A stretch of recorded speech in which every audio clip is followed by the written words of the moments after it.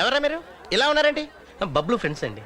ఏదో ఈ ఇంటోళ్ళు ఫ్రెండ్స్ అంటే అంత గొప్ప చెప్తున్నారంటరా. ఎందుకు వచ్చారు? మా ఊడి పార్టీ ఉందని పిలిస్తే వచ్చామన్నా. చిచ్చి అర్థమైందిలే. ఎలా మూలపోయి ఆడో కనపడకుండా ఉంచండి. పార్టీ అయిపోయిందా మిగిలింది తిని పోతురు కానీ ఎలానే తగలగల దొరగలే ముష్టి పోతులు. ఏంట్రా ఎంత లేటు? ఆడేంటి వదిన పుట్టినరోజు కానీ వస్తే ఇష్టం వచ్చి మాట్లాడుతున్నాడు. ఏమన్నాడు? అందరూ తినేసిన తర్వాత మిగిలింది మా ఇద్దరికి పెడతాడంట. వాడి సంగతి చెప్తా రండి. ఇవాళ ఆడు అంతు చూడాలరా.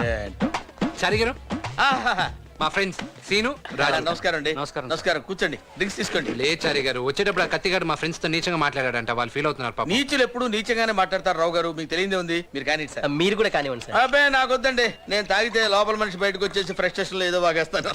స్మెల్ బాగుంది సార్. సూపర్. ఇంతటి మర్యాదస్తుని పట్టుకుని ఎంగులాకులు ఎత్తే ముష్టోడు అన్నాడు రా.